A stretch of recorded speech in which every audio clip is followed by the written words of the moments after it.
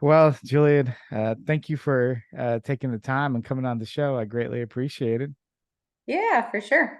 Yeah, it's been a while. I've been trying to get you on, but it's everybody's so busy nowadays. It's hard to find the time to do it. So Yeah, it is. yeah. Trying to get it all scheduled. So I was gonna ask you, where do you train out of? Like, where are you located? I'm in St. Louis area, but I train at a small boutique gym in Fenton. Okay, okay. Is there like a big like competitive bodybuilding scene in St. Louis? I mean, there are a few different federations that have, you know, Hmm. probably NPC is the largest. Yeah. I obviously do WBFF, and I'm one of the only, I think the only WBFF competitor in the area. I might be wrong about that, but I haven't seen, I think the closest town next that we have a competitor is maybe KC or Chicago, but Okay. I could be wrong about that. But from what I've seen from shows, What made you, I was going to ask you this earlier, I'm always interested when like you have these different divisions and different federations, yeah. like what makes someone choose one over the other? Like what made you go to WBFF? I think everybody has a different story on how they get into competing, but mine was just Hmm. that a friend invited me to be part of her team. And I had never competed before at all. So I didn't know Hmm. anything about any federation. I didn't know the differences. I didn't know the categories. I just kind of, I saw what she did and I was intimidated by it at first and thought that, I could never do that. My body could never look like that. All these limiting beliefs that people Hmm. tell themselves. And then I started, I guess it was after COVID. I've always been an athlete, but I started training with one of my buddies after COVID because I didn't have access to a gym and I had gotten, in my opinion, a little fluffy. And I wanted to kind of get back into a routine. But again, I'd never strength trained like I do now. Like I'd never lifted, even as an athlete in high school or college, I never did that. So I got into a regimen of lifting 6 days a week and then eating, 5 times a day or 6 times a day. And, I saw really good results. And in the past, I had never had the right combination and I had leaned out, but I'd never really, I don't know, I had always plateaued at some point. So anyway, I Hmm. really enjoyed that process. And anyway, my friend who is a WBFF pro, she had watched me go through that process and she was just thinking, okay, this lady's ready for another level. So she invited me to be part of her team. And so I'd never Hmm. considered it, but she had me at team. I love being part of a team and working towards a goal together. So I jumped in, I didn't know anything about the federation other than it was a little bit different. And, Hmm. it was more fashion meets fitness Hmm. versus considered bodybuilding. So I liked that aspect. I like that it was glamorous. I'm typically not a girly girl, but I like that it gives people like me, a single mom, former teacher, just busy, stressful life. It gives us an outlet just to like focus on ourselves for once and just have that platform just to feel good and look good. So I liked all the pieces and the aspects of what the WBFF Federation offered. And yeah, once I did my first competition, I was hooked after that, just to the process of evolving mentally. The glow up that happens in your mind, not necessarily your body is, the physical is the secondary, but just chasing that constantly improving your mental fortitude. That's what I fell in love with. Yeah, it's interesting because like sometimes you'll talk to people that are not necessarily like into training or into fitness, and it's hard for them to really understand. So they always focus on like the end result. And I get it. Yeah. It's kind of like what people see, right? But Oh yeah. but the real interest, the real like exciting part of it is like the process to get there. It's all the training and like the routine. Like part of what I love about like bodybuilding or fitness is the fact that like I can get in a routine and it kind of stabilizes my life, with that. Yeah. I don't know if you had like that kind of experience as well. Yes, I'm a creature of habit. I love patterns. I love creating healthy patterns in my life. And Hmm. and so that's why, this meshed really well with my personality is, I get once I set a goal, I get to be a little bit obsessive about it, which is a good trait, when you funnel it in the right direction. And so this Right. was a good direction for my life. It's kept me accountable for my health, for my mental health, for my physical health, all of it, Mhm. you know. Yeah, I was at the Arnold this last time. I guess was it last, no, it was still this year, earlier this year, March. All the dates are blurring together now, but Yeah. but I was talking to a girl that I had on the podcast before. She's a bikini IBB pro, and she decided to move into WBFF because it was just it seemed like more, I guess, which the way she, described it was like more attainable is what it came across. Because Yeah. sometimes in the IBB, the conditioning levels that they expect you to have is is largely just unattainable, especially like naturally, if you're in, Yeah. if you're in that realm, and some people are, some people aren't. But and so that's just one of the things that like people always say, it's like a look that's more mainstream that like people can look to and say, oh yeah, I can kind of see myself looking like that, which is really appealing for, regular people that just want to be fit. Like when they look at you, they're like, hey, Right. I can get there. Yeah. Yeah, no, Yeah. it's definitely, it just depends on the show. And honestly, it depends on who you're standing next to. You know, some people come into it naturally, some people don't, you know. Hmm. Hmm. And but overall, as a federation, it's a much healthier look for sure. Hmm. But you do have the variations, you know, from show to show as well. You know, you might step on stage next to someone that is you know, unhealthily lean, but Yeah. thankfully there are, you know, with the, it's subjective of course, but there are different categories for what we're judged on, which is, Sure. you know, not only our physique but our posing, our costume designs, you know, as far as theme wear. I just switched to fitness, so now I don't do a bikini gown anymore, or I don't do a gown anymore, I do a bikini plus theme wear. So Hmm. anyway, we're judged on all of it, you know, equally, or they have the percentages broken down. So it's not, you know, so conditioning is important, you know, and your symmetry is very important. But we're also a beauty modeling federation, you know, so your Right. face is important, your you know, your style, you know, your what you're wearing. Sure. Anyway, so Sure. that makes it a little bit more attainable in that way, you know, so that in NPC and some of the other just bodybuilding, they're looking at specifically, you know, just your body. So this Right. is this is a little more attainable in that way because there's other things that they're looking at. Yeah, definitely a lot more like that like the regular quote unquote like world would like find more appealing to, I would think, and Yeah, yeah, so I would say so. You know, mhm, that's been the feedback that I've received, you know, from people that kind of mhm. follow the different federations. They're just like, we love the look of the girls of the WBFF. You know, Yeah, we've got a lot of shape. There's muscle definition, but it's not an unhealthy look. So sure, sure. So you said you were a former teacher. Are you like yeah, what did grades did you teach?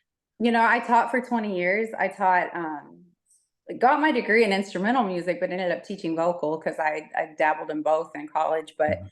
I taught middle school and high school vocal music for 11 years. And then I went on to teach elementary, kindergarten through fifth grade music, which was kind of a Okay. combination of singing and instruments, but did that for 9 years. Wow. Okay. So you're a musician as well? Yeah. Yeah. Okay, okay.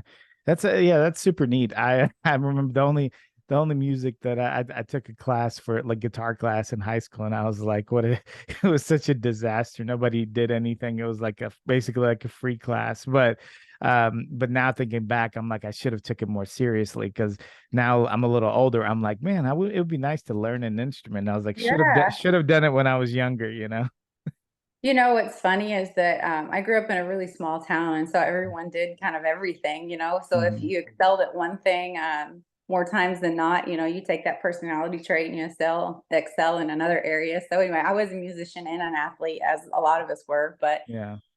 music has always been a passion. You know, I started playing piano when I was 8, and just the daily discipline that instilled into me. And then I remember telling my mom when I was younger, you know, piano is such a hard instrument. You don't master it, you know, right away. It takes years to Hmm. master. And that was challenging for me and I liked it. And so I told my mom, I was like, never let me quit. And so she didn't. And, you know, I took piano lessons all the way through high school, did competitions and, you know, but that instilled that first round of daily discipline, you know, in the Sure. way that in creating those patterns in my mind. And, you know, that's what I used that and I applied it to athletics as well. And then now, you know, here I am doing both, but it's, you know, they kind of what I'm trying to say is, you know, being an athlete and being a musician, they lend to one another very Hmm. easily, you know, because it's all about laying that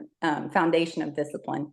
Yeah, no, I completely understand where you're coming from because for the longest time before I was into bodybuilding and, and all that, I was heavy into combat sports like wrestling and other things. Oh And wow. it's like that was in those sports, like discipline is extremely important. It's you're basically just ingrained in it. So when I came to bodybuilding, it was much easier because I already had kind of had that structure, set up. I just kind of Yeah. continued with it. I will say that as you get older, you do kind of it does kind of fade a little bit. At least for me, it did. So it's a much harder struggle to stay. There's way more like how thoughts Distraction. yeah, just distractions and thoughts of like, oh, like sometimes I'll be sitting at home and I'll be like, I could go train, but then I'm like, but maybe not, I don't know, like. So but when I was younger, like in my 20s and such, I was a savage. I would train multiple times a day, and all those things. And maybe it's because I've gotten to a point where my body is not necessarily gonna, change dramatically at this point, because I've already built it up. So maybe in the back of my head, I'm thinking, oh, well, how much more is this training session gonna benefit me? But I have to kind of tell myself you can't think like that because if that's the case, you'll never train, So it's Right. like, Yeah. but you have to No, kind of get out of that mind space. yeah, you know, I guess it just depends on like what you're doing with your life in terms of like Hmm. if you've made it your career versus, you know, it's something that you're using as a tool for mental health. Hmm. You know, I coach clients online and all me too, it started with just I wanted to feel good, you know, and so I Hmm. started just chasing that feeling of feeling good. And then it became something that I used to as a tool to compete and to level up, you know, with my mental fortitude, like we had talked about before. So, and then now it's like part of my career. So, you know, everyone goes through different seasons, you know, as an athlete, you know, we have our off season, we have our competitive season where we're in a prep. You know, right now I'm in a prep. Hmm. So that, you know, my life looks a little different than it would if I was off season. Sure. But, you know, even if I wasn't a competitive athlete at this point, I would still force myself to go every day, even though I don't want to go. You know, you never really want to go train. Right. You don't want to experience pain, but then after you feel so much better, you know, the endorphin that releases, it sets your day up for success, in my opinion. So, For sure. um, Agreed. Agreed. And then mental health is such a big part of this too, especially, huge. nowadays. I'm actually also simultaneously I'm going through a nursing program, and one of the things that we're doing is mental health as one of the courses. And so I just went through clinicals with that. And you see people, and it's some of it is obviously like it's a clinical diagnosis and things like that, but you just realize how much like working out, exercising, eating right, like steers you in the right direction, even Yeah. in situations where there's a clinical diagnosis where the people do absolutely need medication. Even in those situations, working out and eating right is one of like the most basic things that they recommend or do with the patients, or at least Yep. not every patient is compliant. And that's kind of where I'm leaning to. It's like you Yeah. really, people view working out and training as this like almost luxury thing, but it's really a necessity. It's It not a is. luxury item. I agree completely. It's a non-negotiable, you know, and that's how I view it, and that's what I try to instill in my clients. You know, it's like whatever season you are in your life, just make feeling good a non-negotiable, and that comes from eating the right things for your body, you know, Yeah. and it also comes from moving your body. So Right. make those two things a non-negotiable, and you'll set yourself up for success for sure. Sure. And you know what I tell people, and I do some coaching myself, and what I tell people is that, you know, it gets easier. So like don't take it one, you know, one step at a time. Don't think, you know, oh, this is so difficult. I'm gonna do this. How can I do this for, you know, like a year or whatever? Don't think Right. so big. Just, you know, take small portions. As you do it, it'll get Yeah. easier and you'll get better, you know, you'll get joy out of it, you know. Yeah, absolutely. I say, it takes about 3 days when you're going through a sugar detox, to completely like stop the cravings. And so Yeah. that's why I always tell my clients, I'm like, give yourself 3 days, Yeah. just 3 days to detox your mind and your body, and you're solid. Then after that, you can set another 3 day goal. But yes, Yeah. baby steps. It's the daily disciplines and focusing on that one step at a time, not getting overwhelmed by the big goal, but still having a goal, at the same time. Yeah, yeah. When you were teaching, did you have an online presence? Were you already competing by that, or did you stop um You know, teaching That's a, before? that's a great question, because it did not lend itself. What I'm doing right now did not necessarily lend itself to teaching in terms of, being a fitness model with, Right. Well, and doing the photography sessions. So I was doing it, but it wasn't easy. There yeah. were got a lot of backlash from it. But I don't necessarily care or buy other people's opinions. And I Mm-hmm. never have. Mm-hmm. This was never about appeasing other people. It was about making myself feel better. And Right. teachers unfortunately have to survive a lot of emotional stress in their jobs. And I did it for 20 years, and a lot of them, not all of them, but a lot of people in general turn to substances to Mm-hmm. alleviate their emotional duress. And I did that for some time, with alcohol, having a glass of wine, after a Mm-hmm. rough day, but all that was doing was just putting a band-aid on what was really going on, the anxiety, the stress. And so I needed to find a healthy way to alleviate that. And so that's what training became, was my healthy way to do that. And yeah, so at first, I had some pushback. They Mm-hmm. were, I don't know, complaints, not really complaints, but just like, why is this teacher, posting this picture? And nothing I ever posted was ever suggestive or Mm-hmm. anything, but it's just when Right. you break outside of one box that people have put you in for so long, it challenges them to look internally and say, what if I'm not doing enough? And so some people are your cheerleaders when you're leveling up in life and recreating yourself or evolving, and then other people are trying to stuff you back into your box, because that means that maybe they have to look internally at what they're doing, and maybe they're not doing enough. So um I tried not to let it bother me, Mm-hmm. that whole transition. But yeah, it was kind of a tough transition. But the day that, I was like, okay, this is my last day of teaching, it felt nice just to have recreated myself and to keep evolving into a better version of, for me, what God intends for my life, and Mm-hmm. that's Mm-hmm. that's all I can do, is just keep evolving into the person that, I'm destined to be. Yeah, that I mean, I completely like understand where you're coming from, and the reason I asked, you know, this question is I've never, you know, I've had a lot of people with different backgrounds on the show that became in, you know, in fitness, but this is unique because, you know, I'm thinking when I was in school, like no teachers had online Yeah. presence. You know, it was No. there was no such thing. You know, it existed, Yeah. but now that's very common.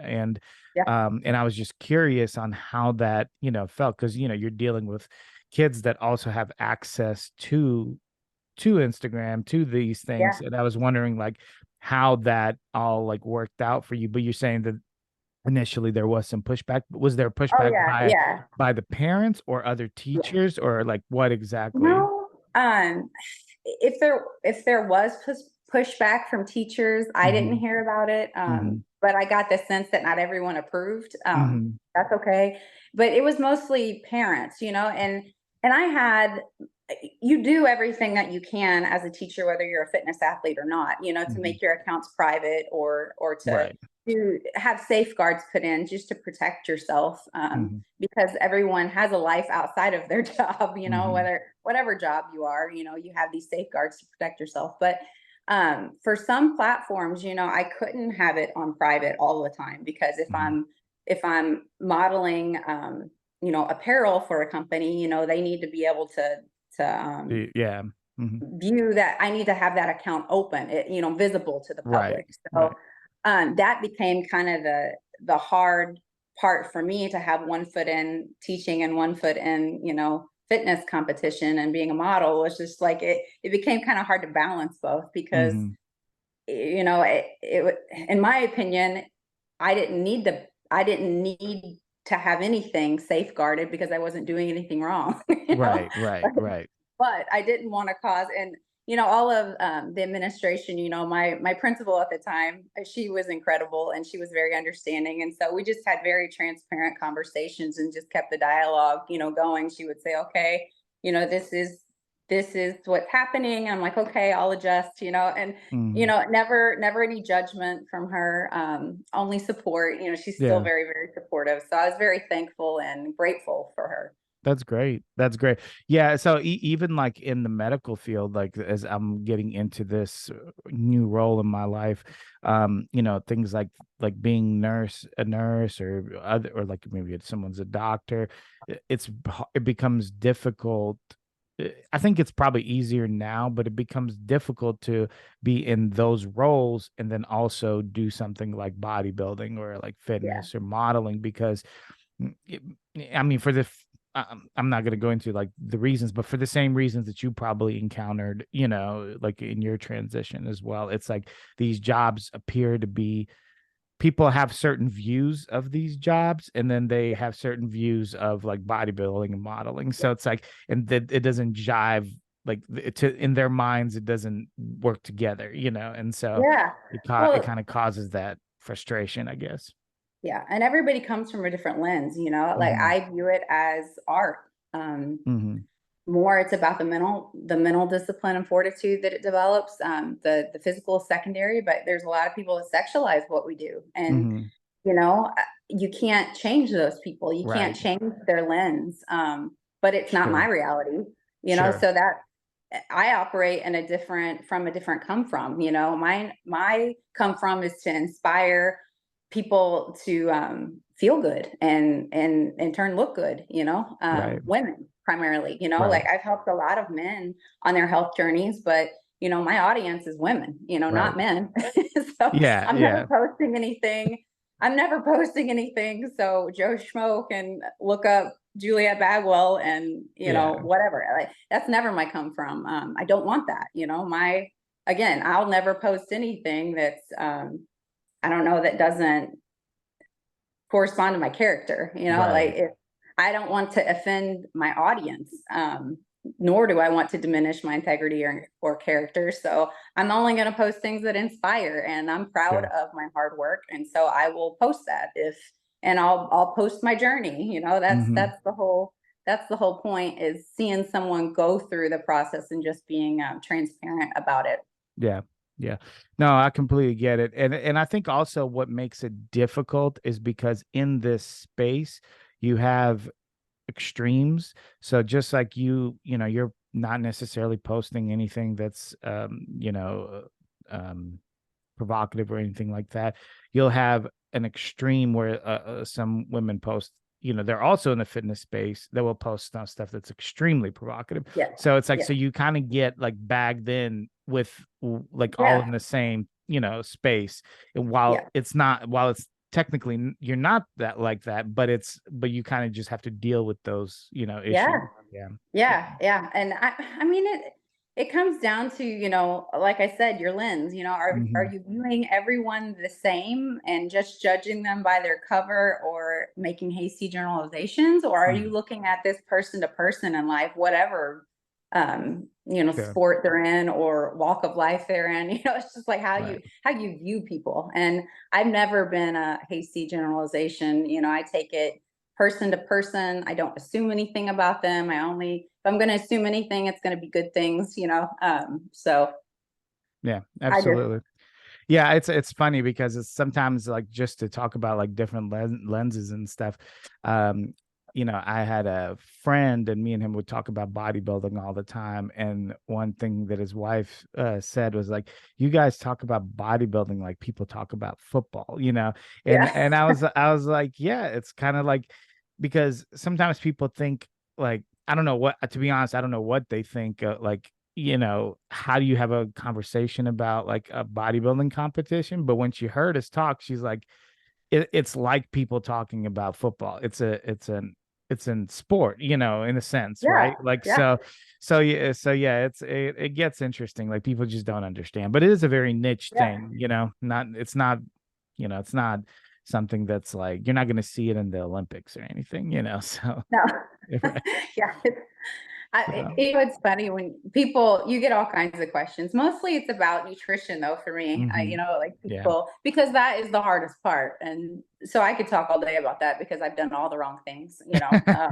Sometimes that's the best thing to do. It's like when you've learned like by doing all the wrong things, you can help others Yes, like not to right. make those same mistakes. Right. And give them the tips and tricks because I had to figure it out. I have wonderful coaches, but like, again, everybody's body is different and everybody's wants and needs are different or urges or mine, Yeah. I love baked goods. So I didn't realize how much of a sugar addiction I had until I did my first competition.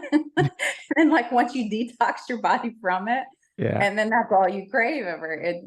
So my reverses have not been pretty, but this past one was really good. So, Yeah, well, um, that's good. yeah. So That's good. finally, it took seven shows, but I finally conquered my You've reverse. you figured it out. Yeah, Yeah. it's tough like that. Before I want, I was going to talk about your prep right now, but before I go into it, you mentioned that you train, you coach. I want to kind of dive into that. Yeah. So does it mostly like, do you mostly deal with people that are lifestyle, or do you mostly deal with prep? Like, I don't have any prep clients yet. okay, okay, And so being that I'm part of a team and I love our team and I love the system that we have, anyone that mm-hmm. wants to do a competition, I run through my coaches Mm-hmm. because I don't want to wear that hat. Mm-hmm. Right. We have a phenomenal team and I would like them to be, for me, it was nice to be a part of that community. And I'm Mhm. not in that space to create that community just yet, but Yeah. I am a health coach client. I have health coach clients, for Mm-hmm. nutrition. I do personalized nutrition and online programming. Everything is online. I don't do anything in person. Yeah. And it works really well because they have an app, they have 24/7 access to it, they have daily access to me. Mm-hmm. And a lot of it is mental health is such a huge part of it. Mm-hmm. And that's what I'm discovering is like more and more. So I've got some things in the works to partner with some different people and have more of like a collaborative coaching approach to where we can, do the holistic approach with Mm-hmm.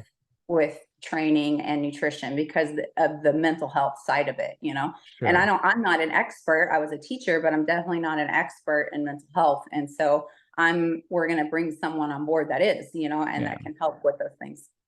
Yeah, I mean, yeah, I mean, I get what you're saying. You're not an expert, but I do feel like being a teacher, especially in this, like, you know, say like new age, I don't know what words to use, but you kind of almost have to be an expert on mental health too. You're You do. dealing, Yeah. you're dealing with so much. And you kind of innately learn how to move in and out of the different person, because I would see as a music teacher, I saw what 500 kids every 4 days. Yeah. That's a lot of little personalities to be Yeah. like moving in and out of, especially the ages too. So but I saw a lot of mental health issues at that age that Yeah. aren't necessarily one, parents don't want to diagnose their child, because then that stays in their record. So it was a Sure. lot of just modifications for that specific phase of their life, and then that wouldn't necessarily go on their record. But my point is, I saw a lot of that, and we had to figure out the tips to move in and out of those relationships with those children so that they would be successful. And Yeah. so yes, I do, kind of innately have the skill set, but I don't necessarily have the science behind it of being able to diagnose different things. I Sure. know Sure. how to mirror and how to help and give certain tools, but then there's like this whole other level of the science and specific for every kind of different mental health issue that, I just don't have those tools. So Right, that right. that's more of, where I want a professional, and Yeah, I want to be able to have access, and I want my clients to have access to that. and I actually like really appreciate the fact that you're saying that that's not your field, that's not what Yeah. what you deal with, because a lot of times, and I don't know if you've come across this, maybe you didn't, but like you, I've been training and maybe even longer, but involved in sports and bodybuilding for quite some time. And what I've noticed is that like some coaches and trainers will try to fill the role that they're not really qualified to fill. And a lot of times it would be like a mental health, or maybe like something that a medical professional is really qualified to fill. And it can get ugly, it's Yeah. if you don't know what you're doing. So Right. so I appreciate the fact that you're like willing to say, hey, that's not what I do. No. Yeah. Yeah, Well, that's I mean, I'm just completely authentic and honest, and mhm. transparent. There's things that I know in my ability that I can help my clients with, and there's things that I know that need to be outsourced. And Yeah, gonna have, I'm never gonna have so much ego that I can't say, okay, it's time to outsource this. yeah, yeah. Because if you see a client that you're doing everything scientifically, and they're doing everything scientifically, for the formula to, like, for them to lose weight, and they're not losing weight, then they need to go see a doctor. Mhm. That's not something we need to be playing around with. Health is Right. important. Right, right. Yeah. Yeah, I mean, for yeah, just like for I ran into the situation with a girl I was talking to. It's like, so her main problem with weight loss comes down to she has thyroid imbalances and issues, right? And there's some things you can do holistically, like there's iodine, you take salt with iodine and all that stuff, like to give new. But if there's an internal problem, like that's something that as a coach you can't fix. She has to go No. to a doctor Yeah. to see. So it's like that's just one, basic example. But like that's what sometimes you're gonna deal with. And so it's nice to be able to like work concurrently with like a medical professional, Yeah. so Yes. And, there are some things, even though, like, I've dealt a little bit, this is more the mental health side, but I've dealt personally a little bit with, like, eating disorders. Cause after hmm my first show, I was a binger bad, and yeah. it was that sugar. I couldn't get control. And that's what would happen after every show. I would go into these binging cycles. And I finally broke the cycle, but like it just took a while. But my Yeah. point is, some of those mental health side problems like that, some I can help with, hmm if it's hmm specifically that. But if it's anything else, Yeah. we need to outsource and get them the help that they need. Yeah. So Yeah. Yeah. My line is basically like, if it's anything that needs to be prescribed, I don't deal with it, yeah. because that's not my wheelhouse. And No, no. so yeah, that's so. But anyways, yeah, so I did want to talk to you about this prep. So you're in prep right now. Yep. How far are you in? I've got about 6 weeks. I did a 20-week prep this time, Okay. because I switched categories. And so that was a little different for me. And normally I don't do as long of a prep. But I went from bikini to fitness. And so at my last show in May, the feedback was I was too muscular. I have too strong of a look for bikini, which Mm-hmm. I knew that, like, when I started competing, but it's just your body kind of has to, like, catch up as well. Mm-hmm. And then your conditioning. And so each show was kind of different for me. I would bring in more of a full package, but I would still just have this strong look. And Mm-hmm. so the best I did as a pro, was second in bikini in the Bahamas. And so that was my first pro show. So we Mm-hmm. all thought, my coaches and I both, that maybe bikini was my category because my body's kind of been an in-betweener. But Mm-hmm. the two following shows, then it was very apparent, that I needed to do fitness. I wasn't placing in either, but just because I didn't have the conditioning on stage for fitness, but I was too muscular for bikini. So anyway, we figured it out, and now we took 20 weeks to prep specifically for fitness, which is, in my opinion, a whole lot more fun because I get to actually build and do more upper body. As a bikini competitor, you don't want to have too much upper body going on, for for WBFF anyway. Right, They right. like a more feminine upper body. So I always had a strong upper body. I grew up gymnastics and volleyball, softball.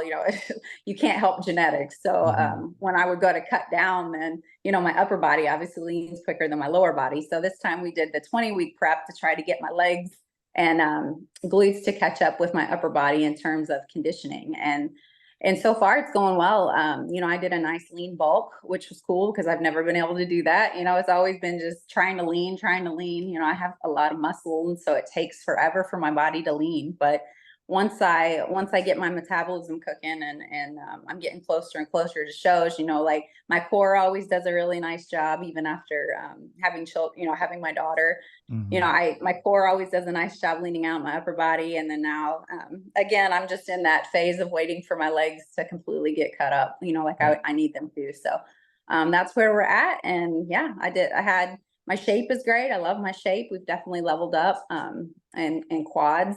And Hmm. that was something I needed to work on. If you're going to move into fitness, is just to making sure you've got the wheels to match your upper body. So So if you were to compare, um, like to people that aren't familiar with WBFF, if you were to compare it to like IFBB, like fitness would fall into what, like a more of a figure look, or what would yeah. that? I don't know, honestly. Like I don't know enough about IFBB. Okay. I think fitness is more maybe bikini for IFBB. I'm not Okay. sure. Okay. Okay. But So like it so could be figure. I don't know. yeah, so it's more of a They muscular look. typically it's very much a muscular look, but Hmm. they typically want girls that have thicker legs and glutes as well. So it I might be gotcha. that it's a figure comparison. I'm not sure. I don't know Sure. enough about the categories for IFBB to make that call, but Sure. definitely as far as conditioning, I think it would be probably similar to bikini, but as far Mhm. as like symmetry, I think it would be similar to maybe figure. Okay. Okay.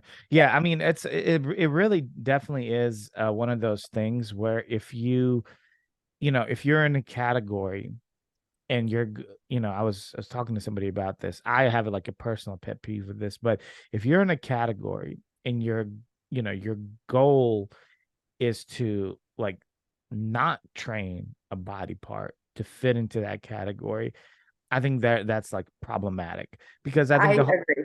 the whole point of of fitness, quote unquote, bodybuilding, whatever you want to call it, is to build, like to train, Right. to eat, right?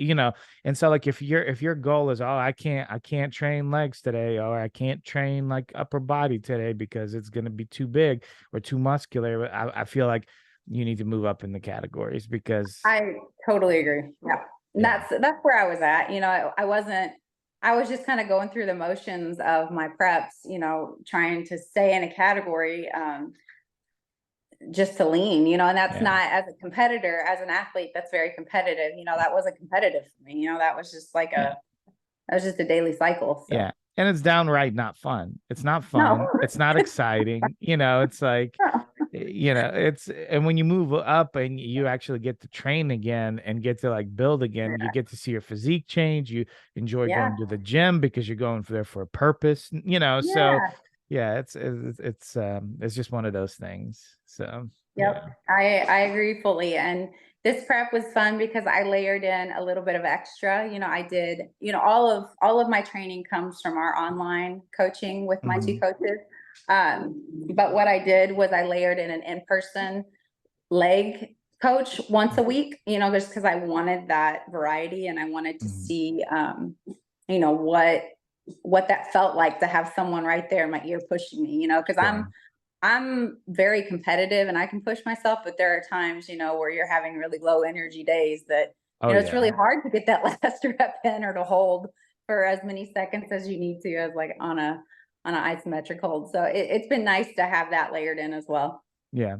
Yeah, I always like I've had partners train like to train with in the past, and they kind of filled that role a little bit, but I always wondered, I never had this in my life either, but I always wondered what would it be like to just come in and have someone not work out necessarily with you, but actually like train you personally, you know. Yeah. And Yeah. I feel like it would give it would definitely would be, I feel like it would make you grow. I feel like you would definitely benefit from something like that, you know, because they're Yeah. No, it's that, specifically there to train you, you know, nothing. right. Right. Yeah.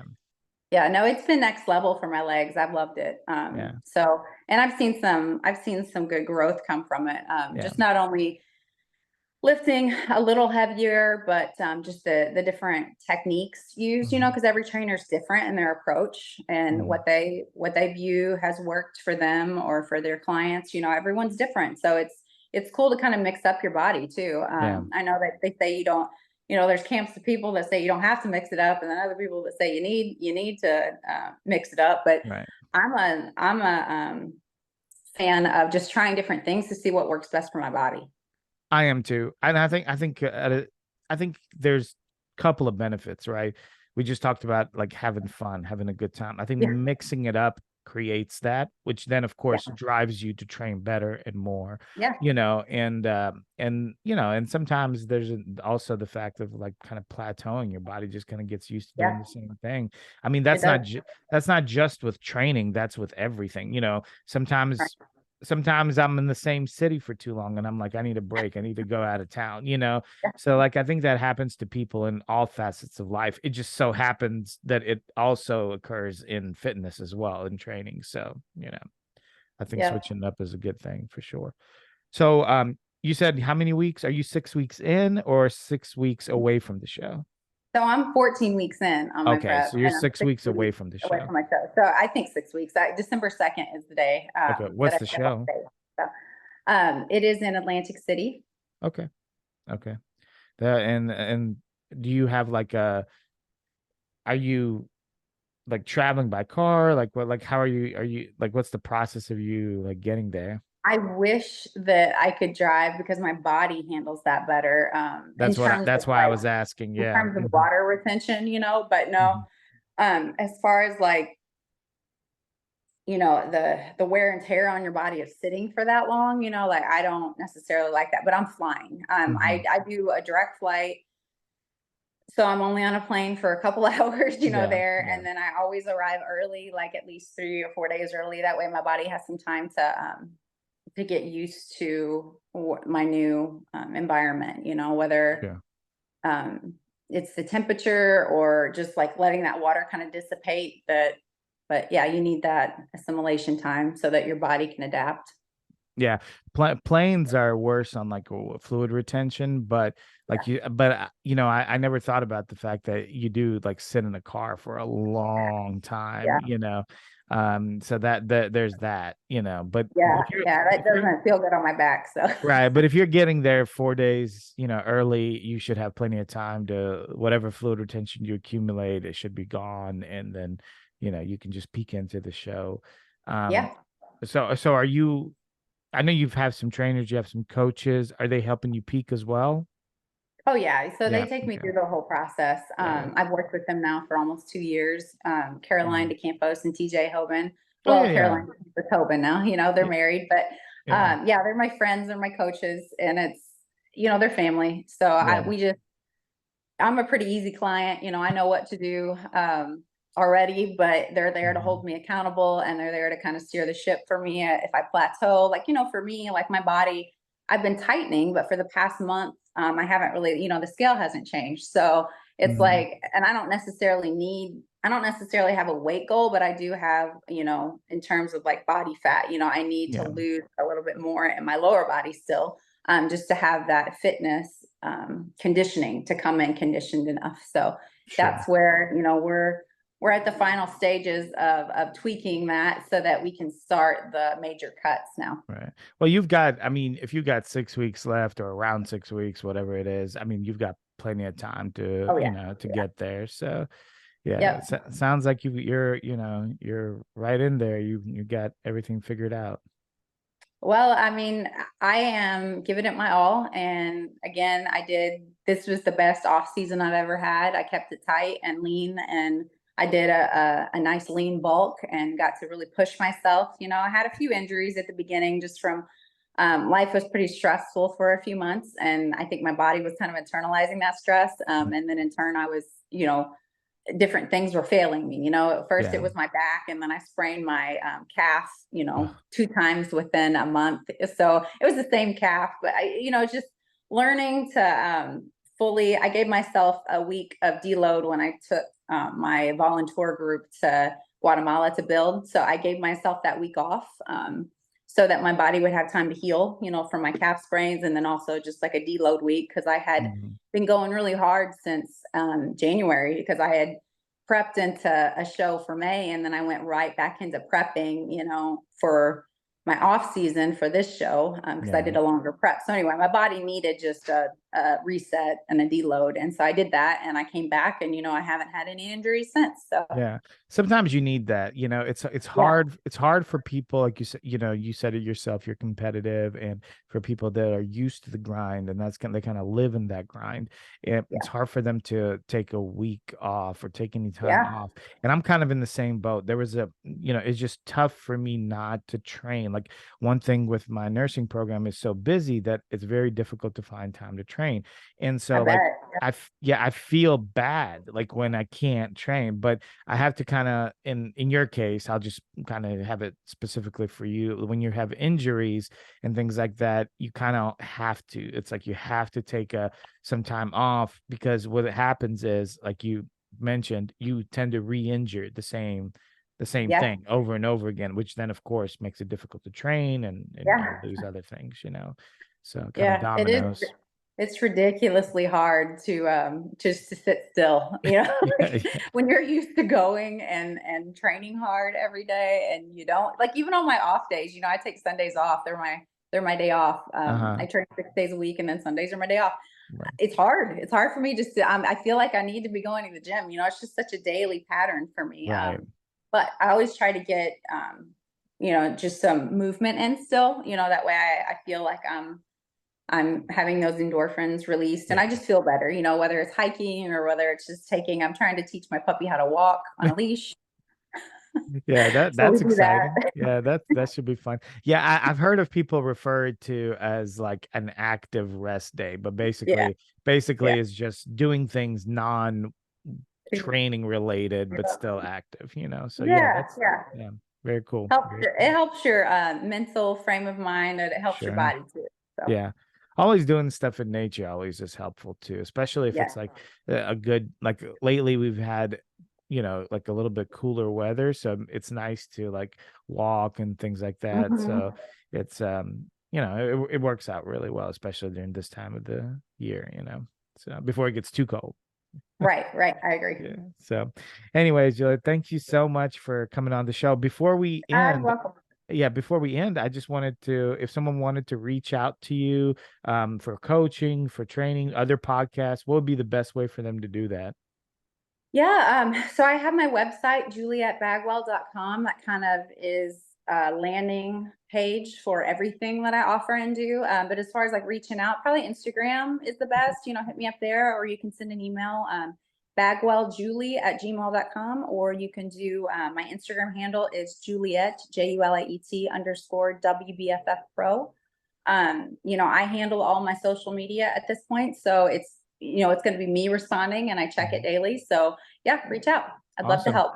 Awesome. And guys, I'm going to link everything here at the bottom of this video to make it easier for you to click and reach out to Julia. And yeah, and just hit the like and subscribe, guys, and there'll be more to come. And thank you again so much for your time. I greatly Oh, thank appreciate you it. for your time. Appreciate you. All right. Bye. Take care. Bye-bye.